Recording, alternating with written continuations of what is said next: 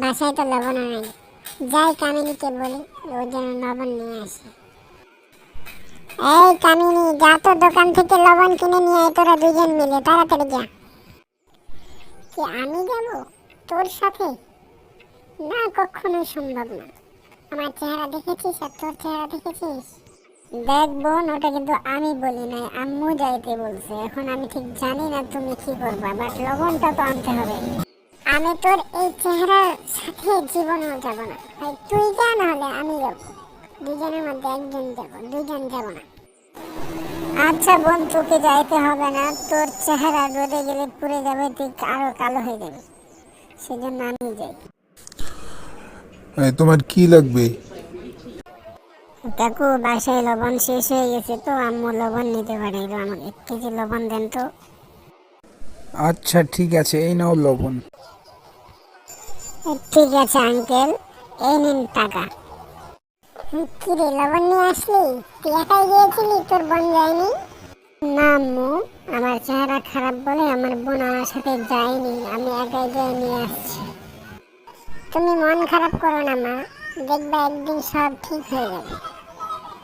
আচ্ছা ঠিক আছে আম্মু, তুমি থাকো, আমি যাই, তুমি রান্নাটা শেষ করো। আচ্ছা ঠিক আছে, তুই যা। কই রে তোরা, খেতে আয় তাড়াতাড়ি, রান্না শেষ। এই বোন চল, আম্মু খেতে ডাকতেছে তোকে আর আমাকে। তো কি হয়েছে? খেতে ডাকতেছে, তুই খেতে যা, আমাকে বলছিস? আমি তোর সাথে যাবো না, ওই চেহারা দেখে আমার পেটে ভাত ঢুকবে না। তুই খালি সব সময় আর চেহারা দেখি খোটা দিস। চল আজকে আম্মুকে বলে দিব আমি। চল দেখি আম্মু কি বলে। আম্মু ও শুধু আমাকে কালো কালো বলে খোটা দিচ্ছে, আমার কিন্তু আর ভালো লাগতেছে না। দাঁড়া, আমি আজকে ওকে দেখতেছি, একটু দাঁড়া।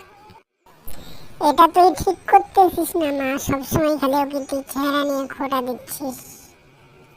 ও তো তোর বোনই হয় নাকি?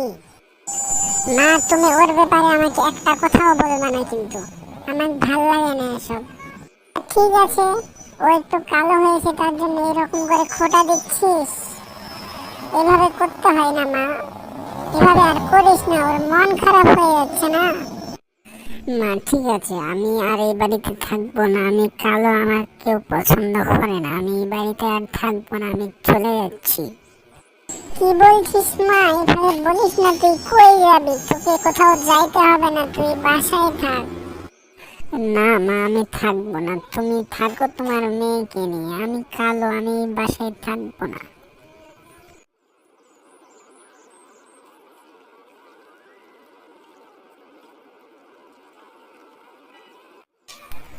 কি রে মা, তুই এখানে কাঁদতেছিস কেন? তোর কি হয়েছে আমার বল। আপনি কে? এখানে কিভাবে আসলেন? আমি তো এখানে একাই বসেছিলাম।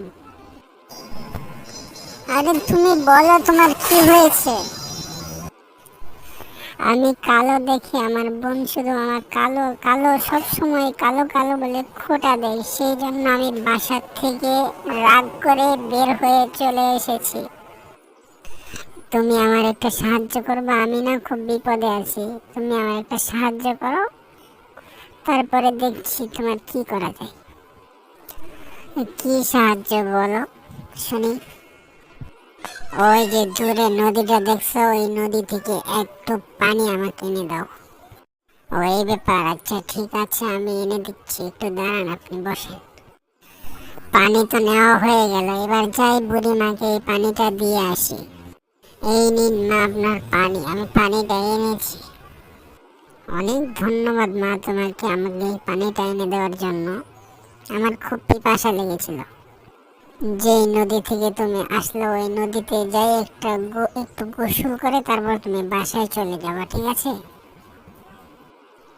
না, আমি বাসায় যাবই না, আমি ওই বাসায় আর যাব না, তুমি যতই বলো। মা জেদ করে না, তুমি যাও, তারপরে বাকিটা দেখবা তুমি রাতের মধ্যে কি চেঞ্জ হও কিনা। আচ্ছা, আপনি যখন এত করে বলতেছেন তাহলে যাই বাসায়, দেখি কি হয়। আর বাসায় যাওয়ার আগে অবশ্যই ওই নদীতে গোসল করে বাসায় যাবা। আচ্ছা বুড়িমা, আমি তাহলে যাই।